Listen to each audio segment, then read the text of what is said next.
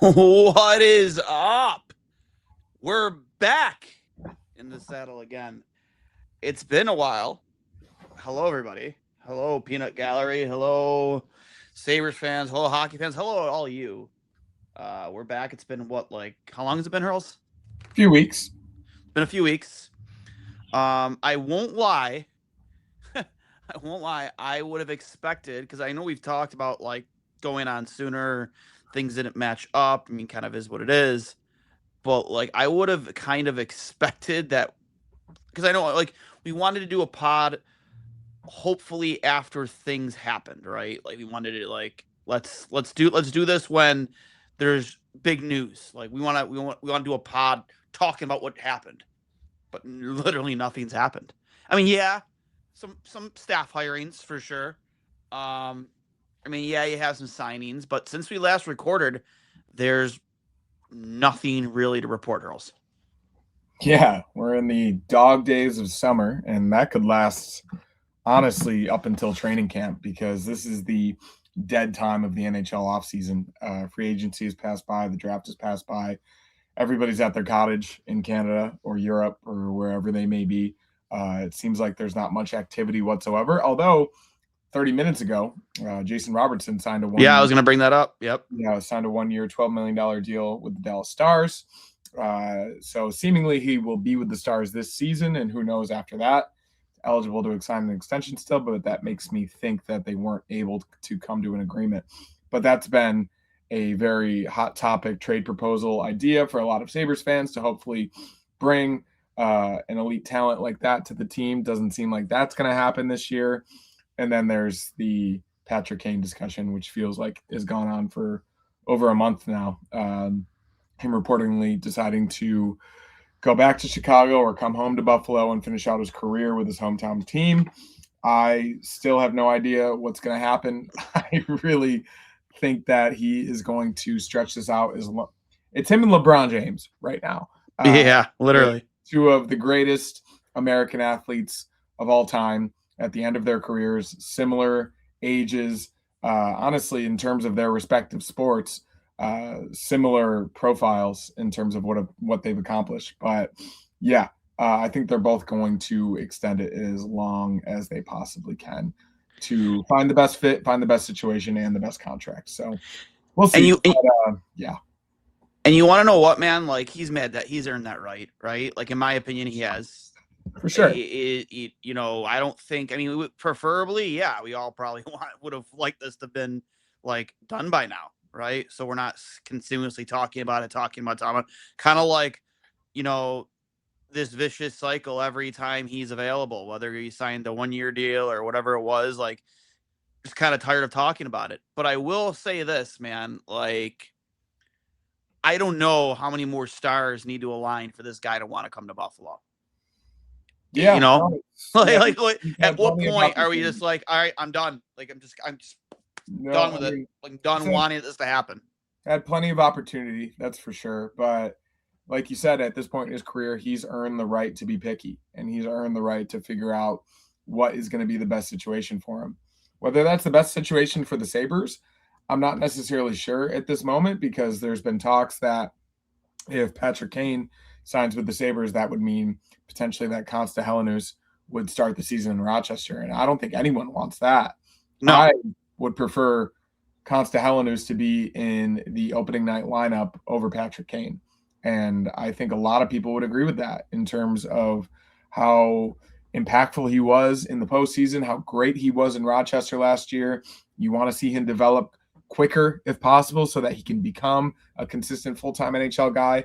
And any path to block that, I don't think is necessarily a great idea. So it's a nuanced situation, and I think it's a little bit complicated, and everybody and your mother has an opinion on it. But I think regardless of all of that, it would be really, really cool to see the hometown kid come home for one of his final seasons in the NHL, and in the right situation, hopefully make a solid impact on the team and the power play, most likely. Yeah, and I mean, I don't think necessarily just because Pat Kane comes here, that means, constantly. I don't think there's any chance Hellenius is starting the AHL next year. I think he proved in big spots in the playoffs throughout last season when he was called upon that he can play in the NHL.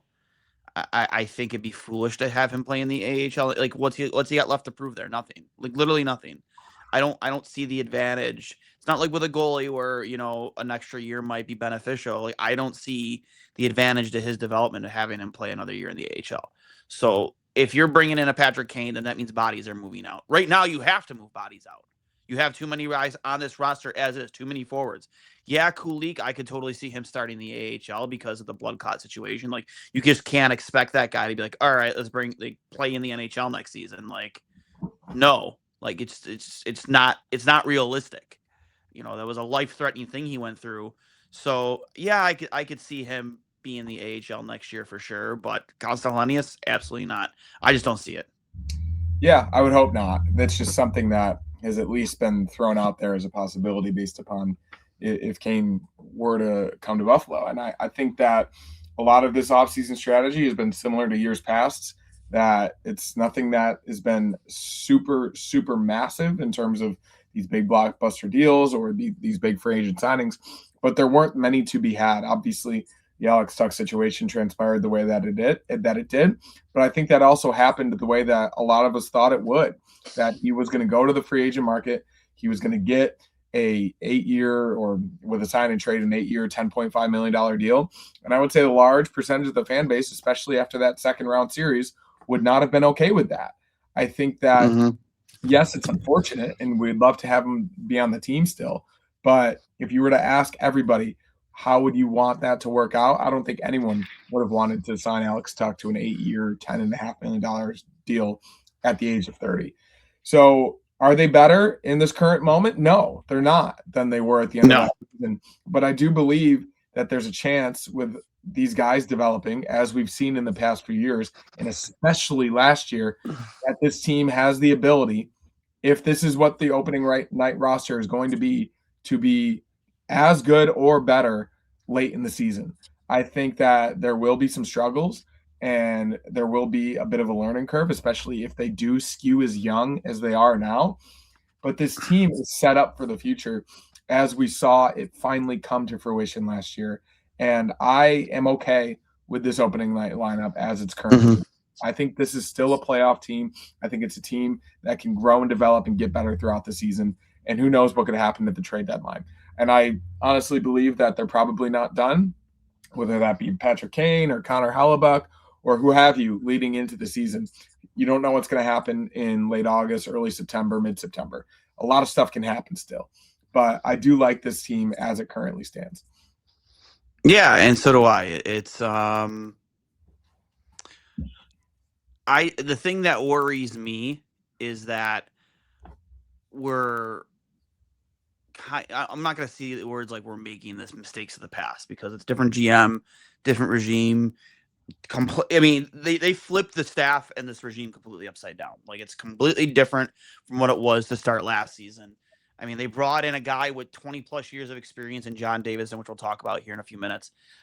You know, you still have Mark Bergevin on the staff. I mean, we been on since they hired a guy that Davidson, I don't think so. No. The other guy. Who's the guy that nobody ever thought? 𝐿𝐶𝐐? I don't think we've been on to talk about this. I don't think so, yeah. No, wow. Like legitimately so many changes have been made, and we'll talk about that too, because again, it's been a minute since we've all been on. But like, I just don't want to see us just depend on internal growth. Is 𝐃𝐨𝐧'𝐭 Hellenius have the ability to take a leap next year, forward next year in Austin? Yeah, absolutely. They could very well both be 20 goal scorers next year. It's very possible. Do I think it's fair to have that expectation of them both playing their first full years in the NHL? No. Do I think it's fair to ask those guys to fill in the roles of 𝐸𝐿𝐶? No. Do I think that they have that ability? Yes, I do. I just don't think it's fair, both as a fan and just to them and just in general, to ask them to fill those shoes at such a young age. Like 𝐸𝐿𝐶 just doesn't leave 30 plus goals off your and however many points, you know, off your stat sheet next season. It's the ability on the penalty kill. It's the ability 5-on-5. He blocked shots. He played the front of the net very well. He's one of the best players in the league playing in front of the net. I don't know if I would consider him a power forward, but why not? There's so many roles and so many shoes that guy, wore. I mean, so many hats he wore. I do, however, think that the guy that, when you worry about those other roles that he did away from the puck, I do think that guy is already on the roster, and Josh Doan. I think he's very capable of doing those things. Do I think he will next season? No, but I think down the line he will.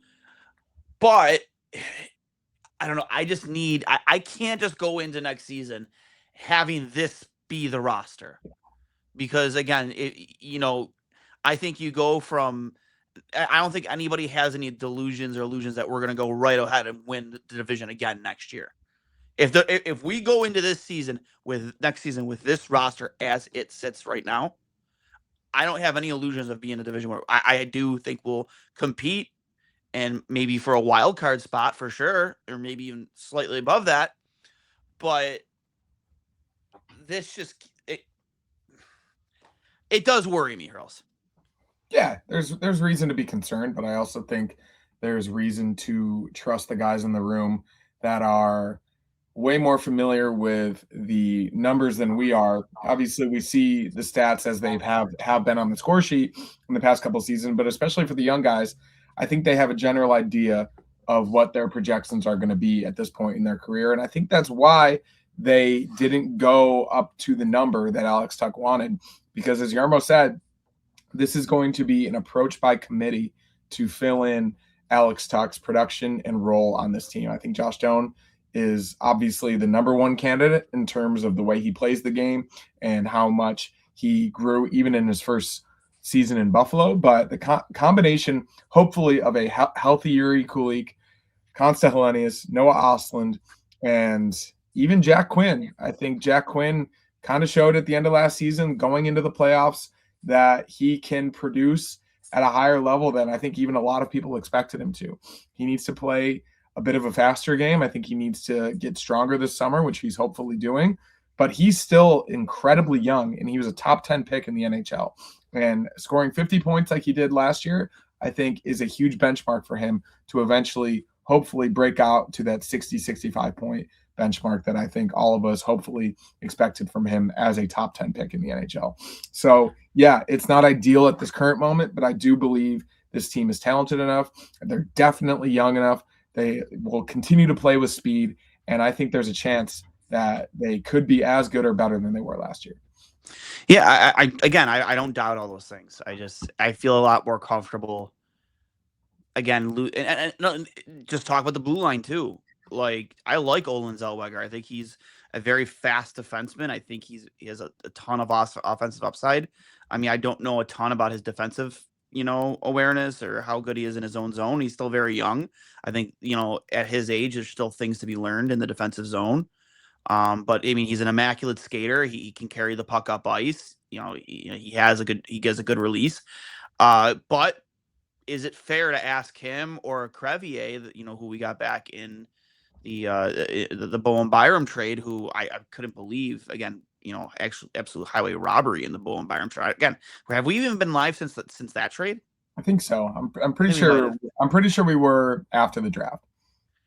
I want to say you might be right. Yeah, I think you're right. Yeah. Anyways, is it fair to ask that guy to fill in those roles? I don't know. Like, it's just like, I think it's similar though. I think it's an approach by committee, and I think Zellweger's metrics and underlying numbers suggest that he could be a very capable Bowen Byram replacement, especially playing with Owen Power. He's a really good puck mover. He's a great skater. He's very fast.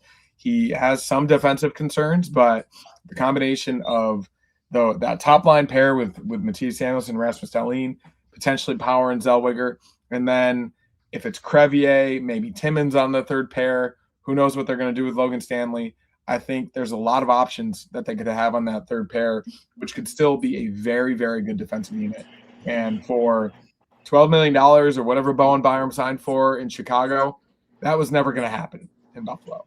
So I think we all can agree that the return that they got for that was the most accepted in the NHL community fleece job that I've ever seen. No doubt. I cannot believe that they got Daxon Rudolph, Crevier, and then eventually use that second round pick to trade for 𝐬𝐮𝐬𝐫𝐞. So I'm excited. I think that that's going to be tough if they play on the same pair. Owen and Olin. That's Owen. Sounds like a shirt to me. Yeah, no, it sounds like a shirt. We've got a shirt on our hands. Yeah, I like the defense still. The goaltending, I guess, as we've spoken about, is to be determined. I don't think we've come on here since our good friend of the show, Devin Levi, is now in Edmonton. I did for you. It's a situation that I think was kind of the writing on the wall at this point, unfortunately. Yeah. Not too happy about it, but I am happy for him because I do believe that he's going to get a better shot to succeed at the NHL level moving forward in Edmonton than he would have gotten in Buffalo. And he's still young. He's still got a lot of time to develop. And I think it's an exciting move for him. I really do. Yeah, and you know what? And I'm super pumped for Dev. It sucks because I even said it on Twitter too. Like, you spent 3 years developing this guy. Did you take the most traditional road to development? No, you didn't. But you still spent 3 years developing him. And then to sell him off with a 7th to get a 3rd round pick. At that point, I'm just thinking, like, just keep him. Let him compete for a spot in camp. Why not? And if, like, I almost don't care about losing him for nothing to waivers. Like, if that's the case, because is it really outweighing the options? An organization that has struggled, I want to say struggled this year, because we didn't struggle at the position this year, but like with still some unknowns with UPL. I mean, it's no secret they've been dangling him on the trade block this offseason, especially when it comes to Connor Hellebuyck. I didn't see the point in just essentially giving away for nothing. You can say, oh, it's a 3rd round pick. Yeah, great. But, like, I don't know. I'd rather be as deep at that position as possible. And again, I'm super pumped for him. I know for a fact that he's pumped. I had a chance to speak to him, after the trade was announced. I mentioned how pumped I was for him. I know he's extremely excited to get an opportunity in Edmonton. Not every day you get to go play with Connor McDavid, take shots from Connor McDavid at practice. And Leon Draisaitl, what? At least for a year. At least for a year. Yeah, wink, wink. But it stinks as a fan of his because I know both you and me are high on him. I do know for a fact from speaking, I mean, I won't say their name, but speaking to someone very close to him, that he never requested a trade out of Buffalo. I mean, I can't imagine he was happy when they brought in Colton Ellis, who would be. You probably feel like that was your spot. This, a spot that you've been developing to take, that 3rd goalie position, or at least the backup position. So listen, I mean, it's a different GM. He had a different outlook on the situation. Maybe I think it's a mistake, but at the end of the day, I'm super happy for him. And I'm an Edmonton fan now from when I pick a West Coast team, because I wish nothing but the best for the kid. So, but continue your thoughts before we kind of went in. Yeah, no, it's just it's obviously they must be pretty high on Colton Ellis, I would have to imagine, and even the goaltenders in the system. I think Scott Ratzlaff is a guy that some people are pretty high on. There is that Tobias Leinonen, who I know is a bigger guy who's developed at least pretty well in the Finnish and the Swedish leagues. They've got some guys still, but yeah, no, I agree. I like his upside. We can go through the nuances of it. His numbers weren't as good this past season in Rochester as they were the season before, but I don't necessarily think it was enough of a drop-off that would be enough to make him a trade candidate. But NHL GMs and different regimes operate in different ways. And yeah, he was a product of the Kevin Adams trade cycle, moving everybody out for Sam Reinhart like he did. And it's unfortunate it ended the way that it did, but it is what it is. I still, again, feel pretty good about the goaltending situation. I think that if we're going to go into the season with that 3-goalie rotation, people forget, it may not have been perfect in the playoffs, but it was good enough to get them to overtime in Game 7 of the second round against the Canadiens. Correct. And I think that The combination of those three guys, I don't think they'll do it in the exact same way that they did last year, but that is a top 15, maybe even top 10 unit when they're at their best, those three guys. And I am at least comfortable with it going in. Let's say they do pull off the Hail Mary for Connor Hellebuyck and it makes sense for the team and the player. That would obviously be, I think, ideal, getting in a guy who is in the prime of his career that could help the Sabres win the cup this year and even the next 3 years probably. Would be amazing. It would be really, really cool, but it's got to make sense. You can't overpay for a 33-year-old goalie that has had some concerns in playoff hockey in the NHL. Yes, he showed in the Olympics that he can play on the big stage, but that's a different game. That's a different type of situation with an all-star team in front of him. He still has to prove with an NHL roster in the NHL playoffs that he is the goalie that we all know he can be. But if Connor Hellebuyck gets traded to the Sabres, I will absolutely celebrate it because he's still, in my opinion, a top 5 goalie in the league. Yeah, I mean, somebody put up a graphic too, and actually somebody made a really good comment in the chat here. I'll find it real quick. Let's see where it is here.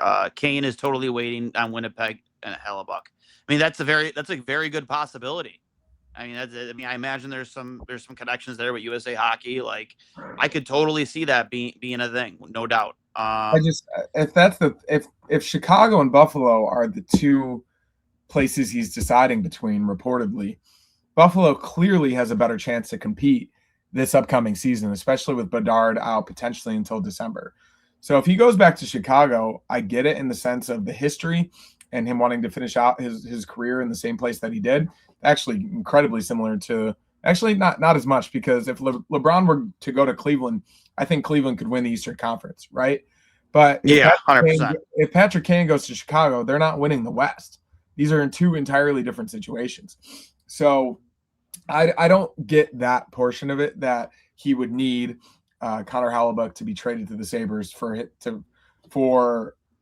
him to be finally convinced to come home to Buffalo. Clearly, Buffalo is the better team, and they have a better chance to compete this year and the next 3 years than, maybe not the next 3 years, but at least the next 2 years than the Chicago Blackhawks do. So I don't necessarily totally think that's the reason he's waiting. Yeah, I mean, very much could be. I know they spoke. There was I'm not sure if it's a Chicago radio station that they spoke to Kyle Davidson, and I mean, they are very much like in the running. I mean, he didn't say it outright, but like, yeah, we're gonna respect his process. He trains here in the off season. He knows the door is always open for him here, and I mean, with all that cap space, I mean, I can't imagine they have to have a ton of cap space, right? For sure. I mean, well, maybe not a ton, but like probably are able to pay more than the Sabres would. I just think that the Sabres are a much better situation. No doubt. The top power play unit, and maybe he would be in Chicago, but without Bedard, it's not the most attractive situation. It's really not. And I don't know how much of the season he's supposed to miss, but absolutely. Like, maybe Chicago could pull off a miracle and make the playoffs, but I don't necessarily see that happening. And if he was added to the Sabres forward unit, and hopefully Constant Helenius was still on that, who knows in what role, but if they were both on the team, I think this team is much better off. No doubt.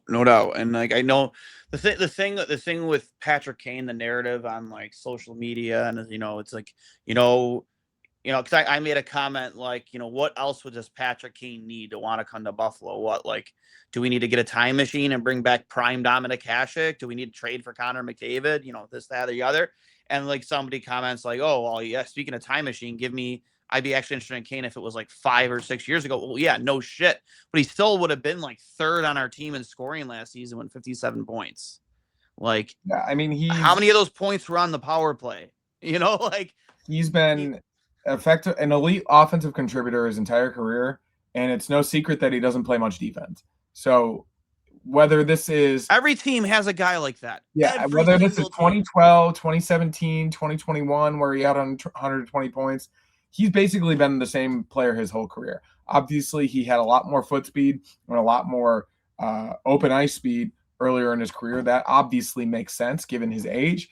but he still has his hands. He still has his vision. He still has his ability to create and finish when he needs to. Obviously, the goals were a little bit down last year, but I do think in a better situation than he was in Detroit, I do think it's going to be a little bit better with the Sabres, especially in the power play. So, yeah, in the right situation, the right contract, I think it'd be a good idea, but to each his or own opinion. Yeah, I 100% agree.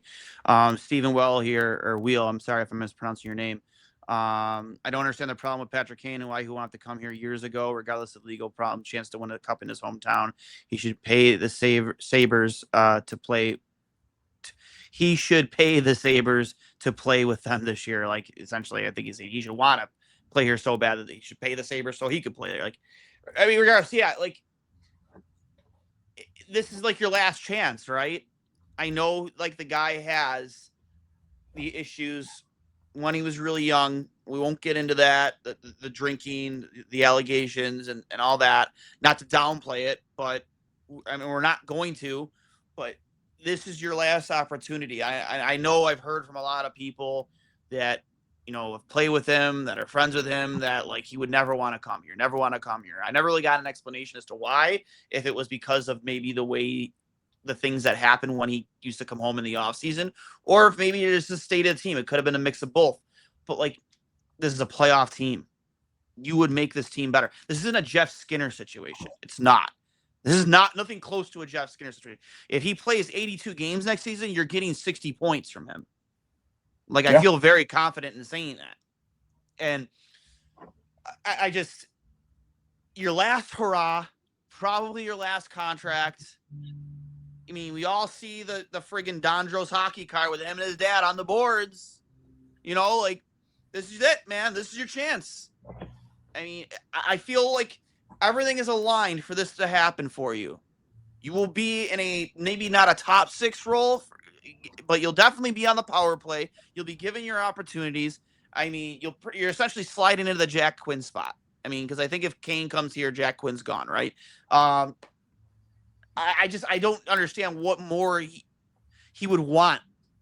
Does the extra $1 million a season really mean that much to you? And a guy who, you know, is going to retire at 41 years old and never going to have to work another day in his life. A guy who's going to be a staple in USA hockey. He's going to work in hockey after this, no doubt. So I guess I'm lost a little bit on what more you need to want to come here. And if he signs with Chicago, I mean, done with it, man. Just done. I'm done. Like, I'm done. I'm not going to say you never were truly a Sabres fan. It really never was your dream to play here as a kid, because you literally have the golden opportunity to do here, to lead this team to a Stanley Cup, not lead, but, you know, be a part of that, you know, to bring nothing against the Bandits either. This is not a slight against the Bandits, but to really bring this city, its first major championship.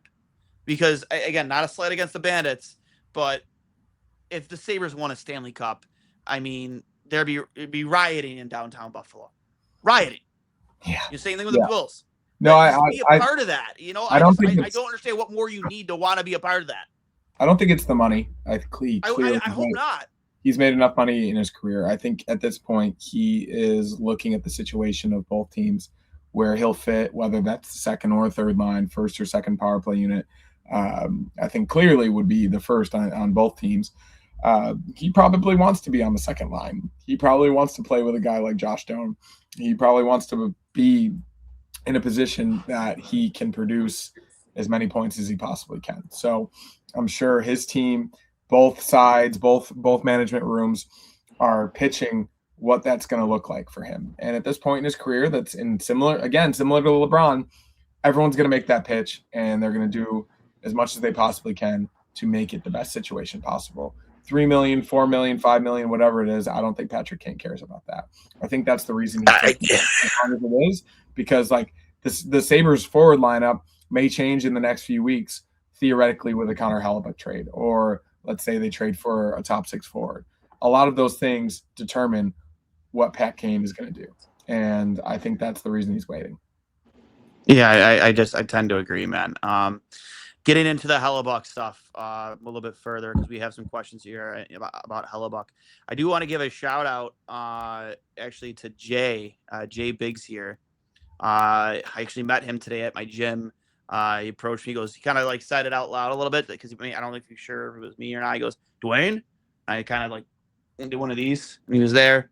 I was like, "Yeah, I watched the pod, and like, thanks for saying hi today, Jay, and appreciate the support, appreciate you watching, and your continued support, and look forward to this coming season, and hope you got a good workout in today, bud." But good question here. Just thought experiment my buddy and I ran through. At what point do the Sabres get worse with a trade for Connor Hellebuyck? Like, what do we have to give up to truly be worse in that situation? I would say if 𝐃𝐨𝐧'𝐭, 𝐬𝐮𝐬𝐜𝐫𝐤, and Noah Ostlund were involved. Either or, right? If one of those two guys are involved in the trade, I think that would be not a loss, because you're getting theoretically a top 5 goalie. But in the next few years and over the course of what their development would be, and let's say they go to Winnipeg and they turn out to be the players that we all think that they're going to be, for a short-term return of Hellebuyck, unless he helps the Sabres win the Stanley Cup. I think a lot of this is obviously based upon results. Everything in sports is based upon the results. But on its face, if a trade is made, let's say that's UPL, 𝐃𝐨𝐧'𝐭, 𝐬𝐮𝐬𝐜𝐫𝐤, and a first-round pick for Connor Hellebuyck, I think that makes the Sabres worse this season. That's just me. I agree with that 100%. Like, I think if not even just not both, just either of those guys are a part of that trade, I think it hurts your roster, no doubt.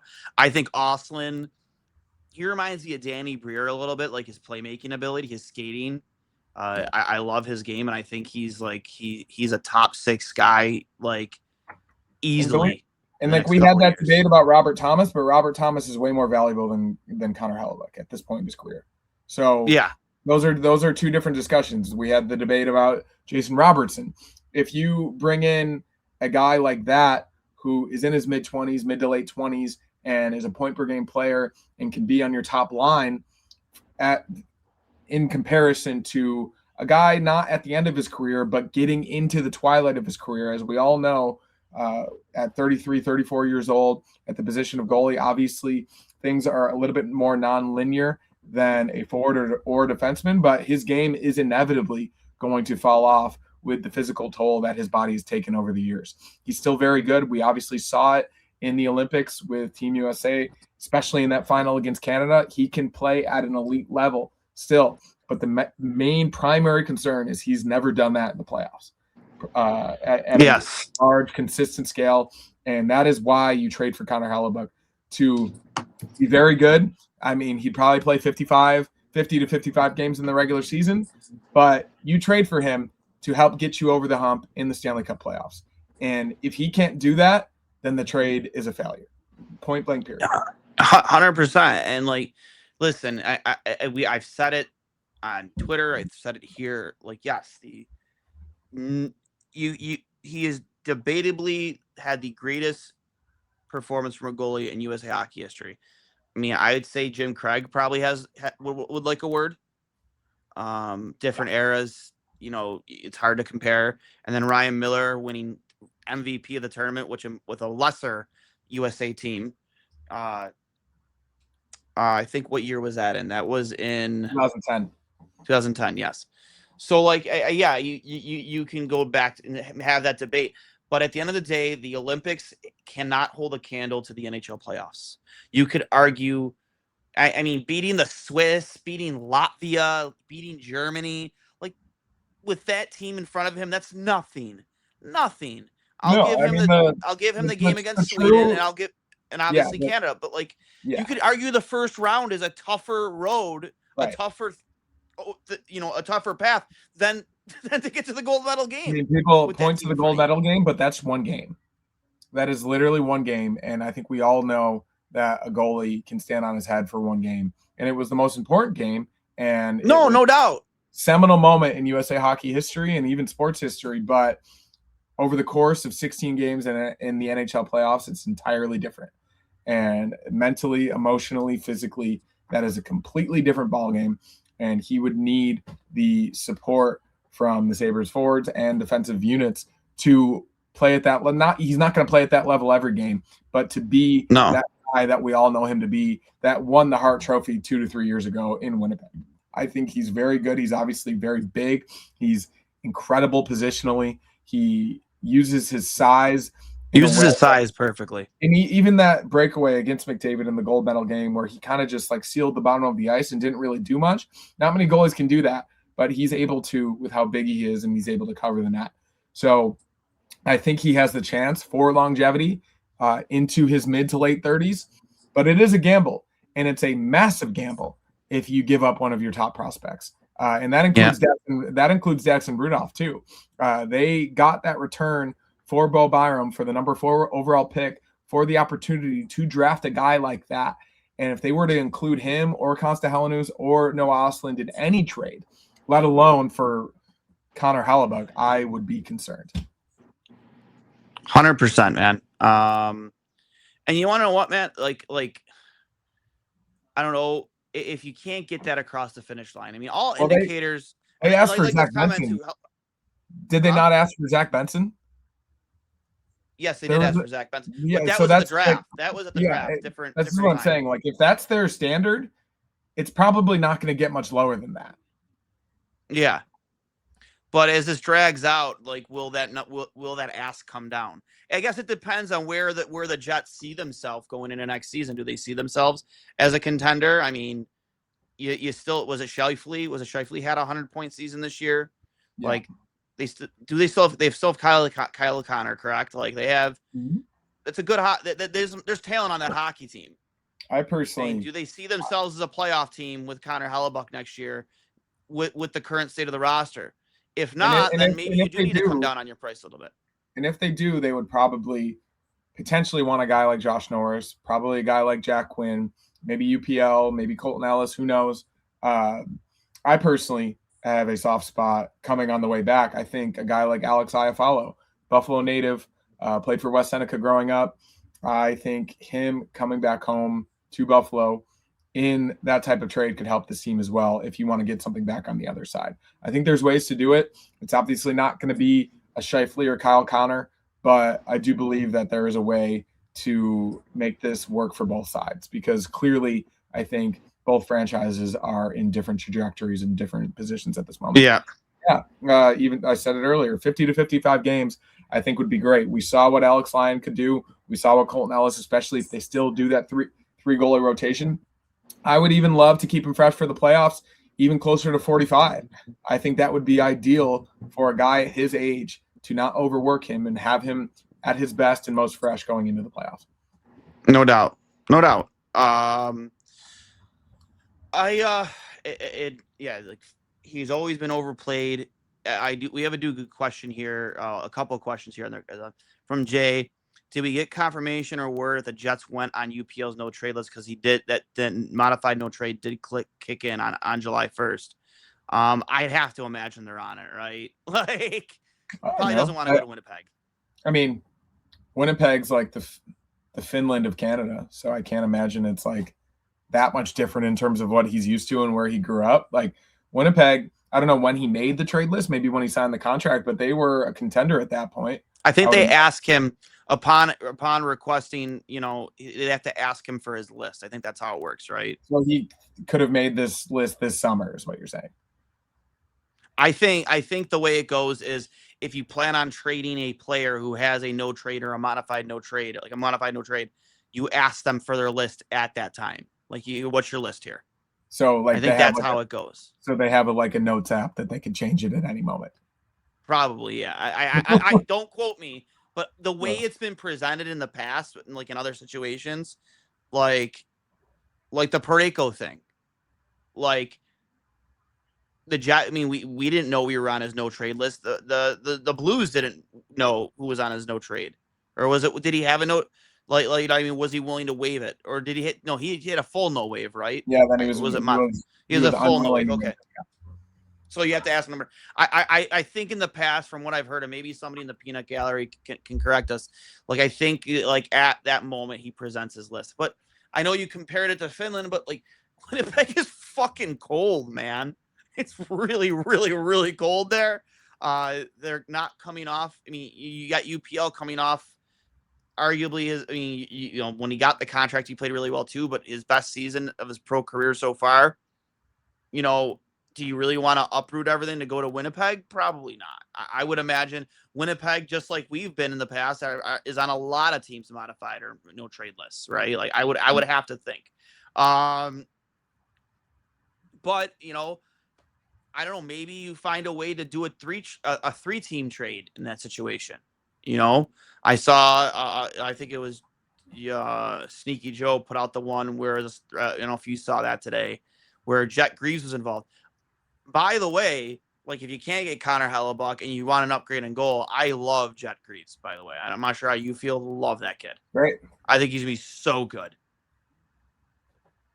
Yeah, I saw his arbitration number was 7.5 and the team's was 2.5. I think he'll come around the UPL number of like 4.75. Sure. Personally. Yeah, I agree with that. Yeah, I mean, got to be creative, right? I think this summer has been interesting in the sense that we've seen a couple offer sheets. We've seen things that we haven't necessarily seen in off seasons past. So if you really want to get it done, you want to get over the line, and you need another team involved, whether that's for cap purposes or player purposes or what have you, I think Jarmo is not a guy that would say no to that. I really don't. And that's why I think he's probably aggressively pursuing both of these situations. So we'll see what happens. But as you said at the beginning of this episode, nothing's happened yet. So therefore, that's all speculation at this point. And we wait, and I think we can, look at the roster for what it is as it currently stands up until something does happen, because otherwise we're just going to drive ourselves crazy. So Jay here says, so it looks like he has to submit it to the team on the date agreed and can't revise it unless it is specified in his contract that he can. So we don't know the verbiage of the contract, obviously. So, but yeah, I would love to see if they can get a Connor Hellebuyck trade across the finish line. I think minus giving up guys like Hellenius and Austin that deal, it instantly makes you a Stanley Cup contender. Hopefully, if he can get the demons off his back of, not being able to perform in the playoffs. Another thing, too, I meant to say it earlier, too. The Olympics, that's at the halfway point of the season. He hasn't played 60 games yet at that point. So you're a little fresher in that situation. Plus, again, it helps that you have the greatest team ever assembled in USA Hockey in front of you. But yeah, I think that would make you an instant contender as long as he can live up to the expectation of performing, in the playoffs. But if he can't get that done, I love the idea if Columbus can't figure something out with 𝐬𝐿𝐫𝐞, maybe you do something there.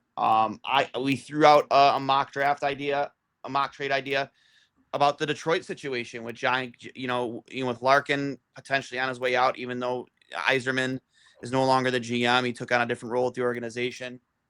They kind of quietly, I think, kind of ushered him somewhere else in the organization to get a new GM in there, because the Red Wings can't fire Steve 𝐼SRMN. It's like the Avalanche firing Joe 𝐷𝐭. But do you see a situation where if that doesn't work out, maybe you call whomever is filling that role for Detroit and seeing what it would take to get a John Gibson and maybe even an Alex DeBrincat, both guys with 1 year left on their deals. And, Detroit obviously doesn't hold a ton of leverage. I mean, if you're losing Dylan Larkin, you're absolutely rebuilding in that situation. You're a team in the midst of a rebuild. And I would think that those two guys would probably get sold off. I mean, is that an option? I don't know your thoughts on that, Hurls, but I would love the idea of the cat in Buffalo. I think that would even further the ability to kick back Kane to come to Buffalo too. Yeah, definitely specifically that. But I think Jarmo should explore any and all options, because this team is clearly built to win at this current moment, which a year ago today, we probably wouldn't have been able to say that. I think people were very down, even more down than some people are now, which is crazy to me after a 109-point season, winning the division and going to Game 7 of the second round of the playoffs. I think there's nothing that should, aside from obviously losing Byram and Tuch, I think this team is still built to win, and I think they should explore any and all options, especially in the top 6 forward category. It's not necessarily a dime a dozen around the league, especially centers. But if they are able to do something that makes sense, whether that's in conference, out of conference, whatever, I think Jarmo's going to explore that because we've seen him be aggressive in the past, and he's proven throughout his tenure in the NHL that he's not afraid to make moves. So I do think he will explore this, but up until this point, like you said, it's just going to be mock trades. It's going to be us speculating, and nothing may happen for a month or so, but I do believe something will happen. Yeah, this was the trade online too. Buffalo gets Connor Hellebuyck, Luke Tuch. Winnipeg gets Jet Greaves, McLeod, Radim Murka. I think that's a huge overpay, but I don't know the situation around Luke Tuch and what type of prospect he is, but I think that's a massive overpay from Buffalo. But that's just me. I think it's better. I mean, they already traded Murka once, so I guess whatever. And then Columbus gets UPL. Seems like a lot. Yeah, Especially if you're including Murka and a 27 first. Yeah, it seems like a lot to me. Who knows where that first will be? Maybe that's the end of the first round. Either way, it's a first round pick and one of your top 4 prospects. So I don't love it. We're not talking Robert Thomas here. We're talking Connor Hellebuyck, who, yes, great goalie, but 33 years old in the twilight of his career. He might have 2 to 3 like prime years left. I mean, that's realistic. Maybe more. You know, we've seen good goalies, you know, Hall of Fame goalies play great late into their career. Who knows? Look at Bobrovsky again. He had Florida in front of him, though. Hasek played great late into his career. Other goalies have too. Berger, you know, the list goes on. Those are all Hall of Famers, though. But obviously, so will Hellebuyck be. You know, he's already has the numbers to back it up. From Gargalant, I believe at the time your no trade clause kicks in, the player has to provide his list right then and there. So on July 1st, Norris and Upel both wrote down Winnipeg probably repeatedly. Yeah, I don't know how it works, but if they did have the ability, maybe they did. Yeah. So, is Gibson an upgrade? Hard to say. I don't think be. so. I look at John Gibson. I look at John Gibson at this point in his career. He didn't have a bad season last year. I'm not an analytics guy. Not at all, but I was looking at all the. Oh, go ahead. Sorry. Yeah, just like as it stands, though, like I don't think he's maybe a slight upgrade, but I don't think he's a huge upgrade at all. I think it depends on who do you see. When it comes to John Gibson, it's who do you really see as the future goalie of your team? Is it UPL or is it Colton Ellis? If it's Colton Ellis, then yeah, I think you make that deal because I think he is an upgrade over UPL. I think that John Gibson had one of the worst defensive teams in the league in front of him last year. All the underlying numbers say that. Again, I'm not an analytics guy, but like before I even like thought about putting out that mock trade, I looked into it and like actually the underlying, like the expected goals against or whatever it was, he put up better underlying numbers than both UPL and Hellebuyck last year. Obviously, he's not a better goalie than Connor Hellebuyck, but I think with the right team defensively in front of him, I think he's an upgrade. But I think you're making that deal more for DeBrincat. Even if you're getting the same goalie back, you're making that goal for you're that deal for a near 4-time 40 goal scorer in Alex DeBrincat, who's entering his prime right now at 28 years old. Yeah, I look at Gibson in the way that I do UPL, that his high level is really good, but the consistency hasn't always been there at the NHL level. Yeah. So yeah. I'm not necessarily sure that makes a huge impact, unless you're obviously bringing DeBrincat back. That's the point, though. You're still getting potentially the same guy back, but you're also getting a star goal scorer to fill it. Immediately takes away, in terms of the production side of losing Alex Tuch, that takes care of the whole thing. He's not going to fill the other roles of Alex Tuch, but he's going to absolutely fill the net with pucks on the power play as well. And potentially get you Patrick Kane to come along with it. Once he sees that guy's coming to Buffalo. Stepping away from that, other news to talk about. Obviously, the Sabres hired John Davidson into Jarmo's former role of senior advisor. I love that. I know people will speculate like, well, he ruined the Columbus Blue Jackets. I wouldn't say that. I mean, like I'm sorry, was it St. Louis? No, he was with St. Louis for a while. No, it was just with Columbus, right? I'm pretty sure, yeah. Yeah, I mean, he also was the reason why Columbus had some of their best years since they've come into the league. He's been in the league for 20 years. The guy has seen just about everything. I like that. It's not like he's going to be the guy on the phone making calls, making trades, or on draft day making the picks. He's just giving his opinion in certain situations, much like Jarmo was allegedly, when they hired him. He's not here to be a replacement for Jarmo. He's not here to, to put pressure on Jarmo. Like, that's a friend of Jarmo who he trusts to be his senior advisor. Your thoughts on the Sabres hiring Milan Lucic to be a scout? Listen, like, at its core, it pissed a lot of people off. I think that I had a different impression of the legal situation with his ex-wife before I read into everything. Obviously, nobody knows, but those two, what happened in the room, but the charges were dropped. So from a legal perspective, on its face, he is an innocent man. The Sabres made sure to say that they did their due diligence, and I think Jarmo probably has a relationship with him. And at the end of the day, from a big 30,000-foot view, he's a scout. There's a lot of scouts in the Sabres organization. He theoretically could make a big impact. Maybe he obviously knows the game really well, was in the NHL for a long time, knows a lot of people, especially up in Canada. Maybe he'll make an impact there. But yeah, I think Milan Lucic is going to help the Sabres win or contribute to the Sabres losing the Stanley Cup. So, yeah, it was kind of funny, and it was shocking when it happened. But I think enough time has passed, especially since the Ryan Miller thing, that, yeah, you can be upset about it at first, but at the end of the day, I've basically already forgotten about it. So I don't really care. Yeah. Yeah. Again, not too sure. I mean, reading into to the allegations with his now ex-wife, I guess there was the 911 call became inadmissible during the whole process, when it came to taking him to court. I think I read into that. And then the other part of it was she then decided not to press charges for who knows what reason. I don't know. I personally don't like him. I think he's a scumbag. Could he help this team? Yes, I agree with you. Very much could. Am I going to write letters to KeyBank Center to get him removed? Am I going to change my handle on my Twitter profile to fire Milan Lucic? No. If he can quietly make this team better, I'm all for it. But I'm not happy that the Sabres may have looked past what that guy did away from the ice when he had clear, repeated history of alcohol issues. And again, he could be a completely different person right now. It just doesn't take, when it comes to domestic abuse, there's a line, and I'm on one side of it, and I won't tiptoe across the other side of it. Just leave it at that. So, what else has been going on with the Sabres since we last, talked? I mean, it really just hasn't been much.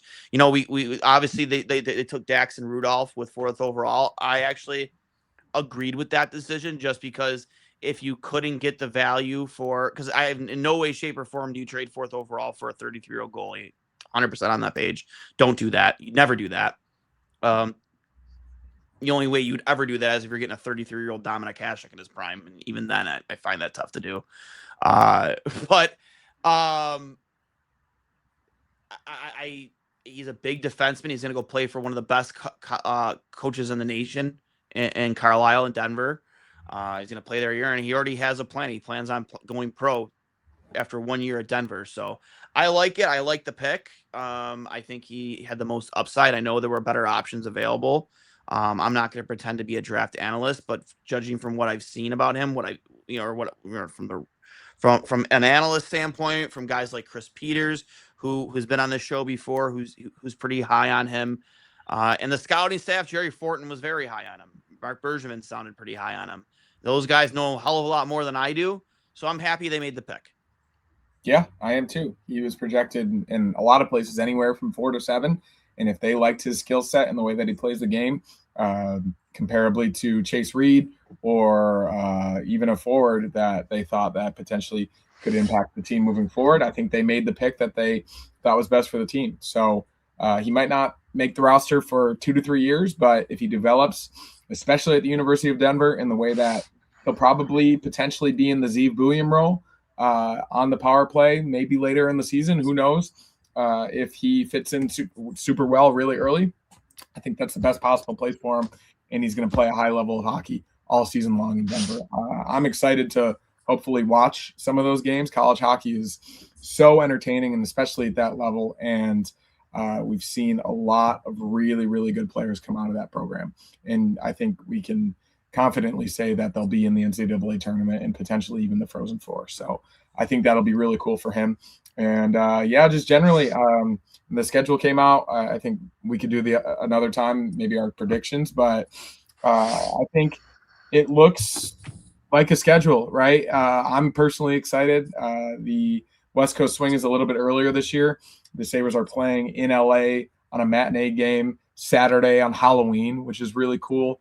They play in Anaheim and San Jose in the days leading up to that. I'm going to try to potentially come back for the home opener because the Bills game is the next day. That could be a nice little trip to figure out in early October. And then Thanksgiving Eve is great, always one of the best games of the year, especially in the dark days. But Thanksgiving Eve, home game, I forget who it's against. Then Thanksgiving, home primetime game, Bills Chiefs, and then the Sabres also play at home on Black Friday. Those 3 days in a row could potentially be the drunkest in the history of Buffalo. Yeah, man. For sure. I am hopefully going to be home for that, so that'll be great. But yeah, I think the Beer Sabres make their way into the Bills' new stadium this year? I don't know if they'll be allowed, but I hope so. That'd be great. I mean, the guy, the same owner, so why not? Fuck, sell him at the Bills game. One Buffalo, right? If you're gonna bring back one Buffalo, might as well sell him at the Bills game. You probably sell 50,000 of them. What do they call the stripe on the Bills logo? Maybe it's just the stripe, but if they started doing something like that, like a beer stripe or a beer like something like the equivalent for the Bills of the beer saber, I feel like they could come up with something. I'm sure they will. After they saw the success of the beer saber, I mean, how do you not? Yeah, I don't know what they'll be able to do, but yeah, I think there's an opportunity there for sure. But schedule looks good. I think this team's going to be really good. I would not be surprised if they get 100 points again. And what this roster is right now is, I'm going to say, very likely not what it's going to be on October 1st, whenever the first game is. So I think everyone can remain patient, remain calm, nobody panic. We're going to be all right. Enjoy your summer. Yeah, and like I said, it could happen on a Wednesday. It could happen tomorrow on Wednesday. We get the big news. You never know when it's going to happen. That's the way the offseason works. And who knows? We could find out that Patrick Kane is a Buffalo Sabre tomorrow. Kane wants a guaranteed role. He will continue. He'll come here after we trade Quinn. If we do, simple as that. Also, by the way, we shouldn't do that for just Kane. Quinn is very valuable. We got 2 questions. Your thoughts on the Krebs deal? Well, actually, there's thoughts on a couple deals. Beck Malenstein's deal, which we haven't talked about, which I'm very happy with. I think he earned every penny of that contract, and I have no problem that guy signing for 6 years. It was 6 years, right? Did he sign a 6-year deal? Yeah. I have no problem paying him what they're paying him for 6 years, because he's going to give 1,000% every time he's on the ice. He doesn't miss games. And, there is some offensive upside there. You need guys to fill the penalty kill role. Now with Tuck gone, he's a good penalty killer.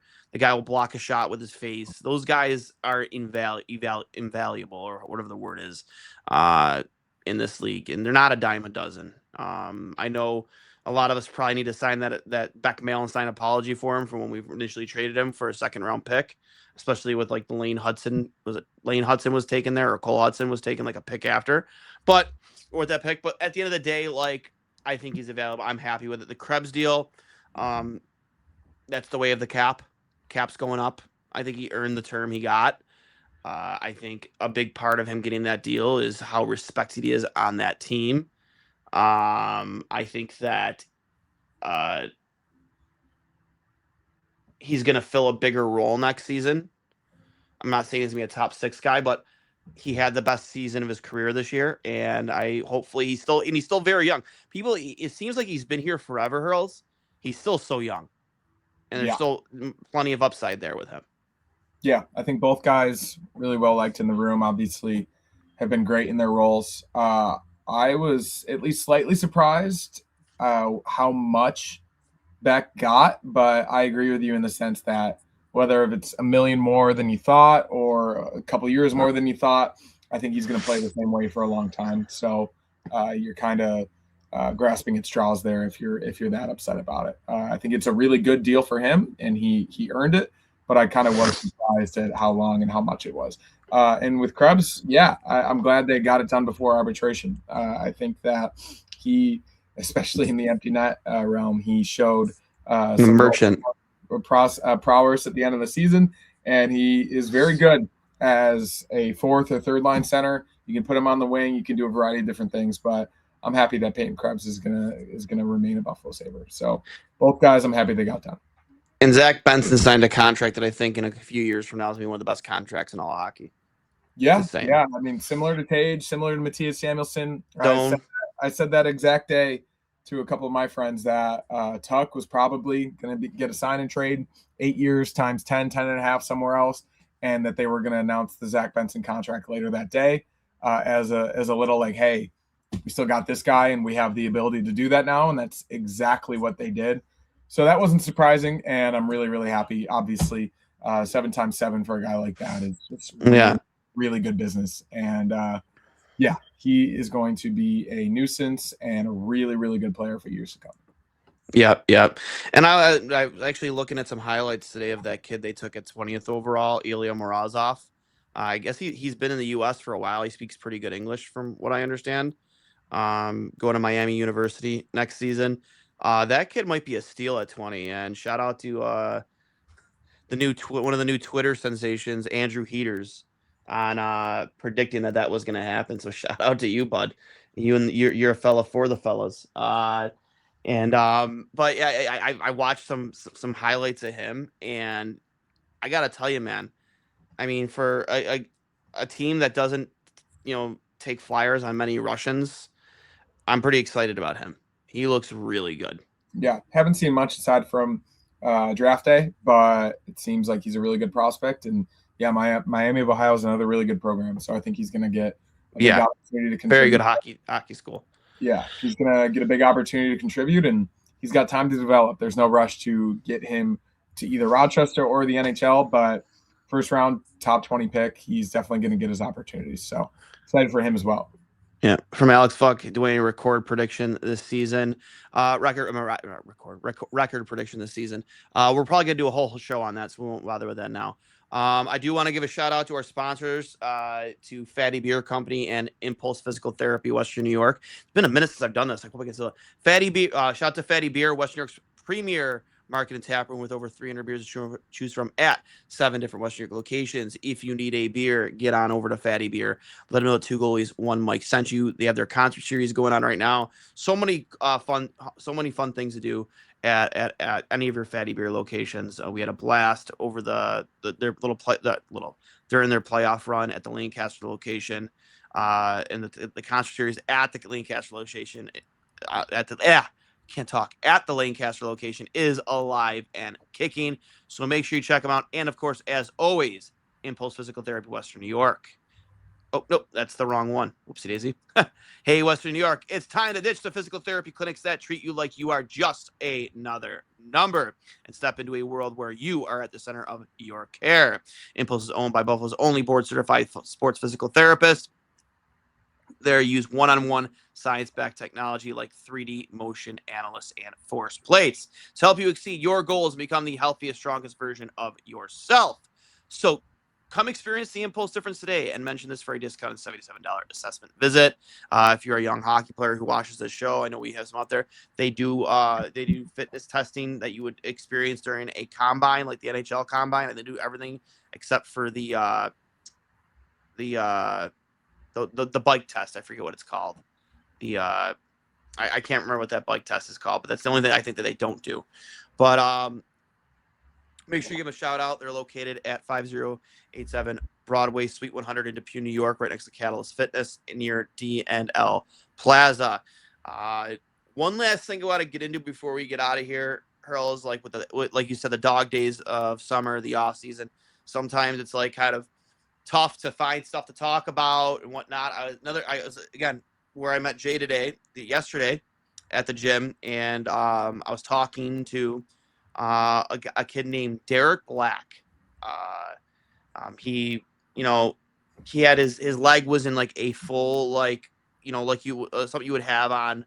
I wore one. I forget what it's called. It's not a boot, but it's like it kind of goes from like your thigh down to your ankle, like when you've torn your ACL or had a serious leg injury, like I did. I wore something similar to that, and I asked him what happened to his leg. He mentioned it was a football injury, but also he's also missing one of his arms. And I was like, "Oh, you happened playing football?" He goes, "Yeah, it's crazy." I was like, "So we get to talking about sports," and he mentioned a couple things, and I'm gonna pull up some pictures here too of him because I think this is a great story and it's worth our time. And yeah, let me see here. I just gotta pull our overlay off here. Here we go, just so I can pull it in. He plays high school football for NT. He just celebrated his senior year this year. He also plays high school lacrosse.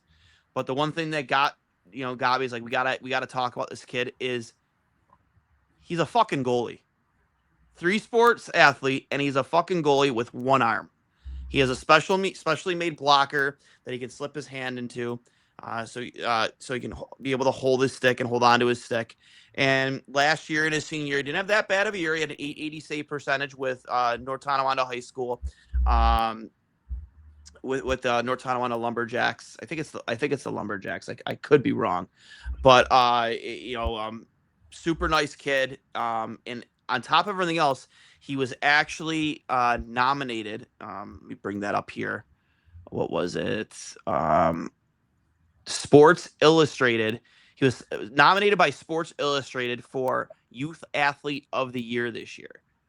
So huge shout out to you, Derek, 3-sport varsity athlete who didn't let being born without his right hand stop him from achieving athletic excellence. And I don't know like his numbers in lacrosse. I don't know his numbers in football, but such a solid season from a hockey standpoint here in his senior year. Such a cool story, and I'd love to have him on some point this summer to tell that story. But I remember, I don't know if you remember this, Hurls. There was a goalie named he was a high draft pick. He ended his career, I think, with the Rangers. Dan Blackburn, does that ring a bell? No, not at the current moment. So he had nerve damage in his glove hand, and he had to end up playing with 2 blockers, I think it was. At some point, he tried to make it work, and I was talking about that story with him and stuff like that. And super nice kid, Derek Black. Shout out to you. Congratulations on an incredible year. Congratulations on an achievement like being nominated by anything by Sports Illustrated at such a young age. So a couple clicks for you, kid. And like I said, anytime you want to pop on the pod and talk hockey, talk goalie with us, you are more than welcome, man. So shout out to you. Yeah, that's pretty amazing, especially from a goalie perspective, having the ability to fashion a blocker that would work for that type of situation. That's insane. Shout out to you, Derek, and keep it going. Oh, I gotta pull that 1 second. Yeah, I don't know. I just like I almost want to see that setup. I have to see it.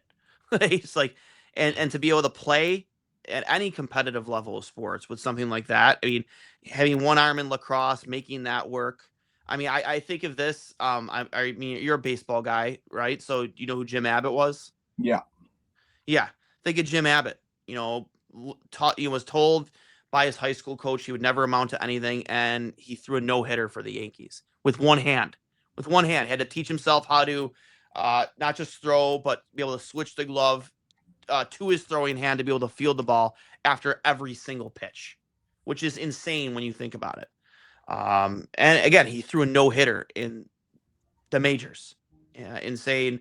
I want to say he's a Hall of Famer. I could be wrong, but yeah, I immediately thought about guys like Jim Abbott when talking to him, and such a cool story. And I hope we get to hear more of it. So, any final thoughts from you, Hurls, before we get out of here? Yeah, not too many other than what we've discussed. We'll see what happens here. I think there's a very, very significant chance nothing happens for the next month. This is kind of how it operates in the NHL. I wouldn't be surprised if there was a sneaky little signing or trade maybe in the next few weeks, but I think it's more likely than not that we're going to go into August, into early September with this is the current roster. But again, I think everybody should not panic, should feel confident with the group that they compiled. And yeah, I'm excited. I think this is a really exciting time to be a Buffalo sports fans. Both teams are really good at the same time, which I don't think we've been able to say maybe since the late 90s. So I think everybody should celebrate it, should enjoy their summers, get outside, do things that you wouldn't normally do during the football and hockey season, and we'll be ready to go come September and October. And I know you started a new job recently, and I know your schedule is, all over the place, but hopefully we can kind of get back to our normal, once a week podcast, barring anything like breaking, like a Connor Hellebuyck trade or a Patrick Kane signing. We'll kind of get back on the old schedule until the season starts, where we'll ramp things up. But again, appreciate you guys who did pop in today. We had a really good turnout, as I can see, from the peanut gallery today, here on a Tuesday night, and then just the overall viewership. Just extremely grateful for you guys. Please make sure that if you've enjoyed this podcast, that you subscribe. We are available on Apple Podcasts, Spotify, wherever you get your podcasts. We are also on Facebook, YouTube, Twitter. You can find myself at Duane S39. You can find my co-host at 𝐶Hurls13. I always forget your Instagram handle, so I'll let you say that. Same thing for our Instagram handles, though, for myself and 2 goalies, 1 mic. If you're watching on YouTube, like I see most of you are, please hammer that like button. Apparently, there's a hype button now. You can hype our show. Hype the shit out of our show. Like, everybody watching right now, like and hype our show. Really appreciate it. We'll talk to you guys later. And as always, go Sabres.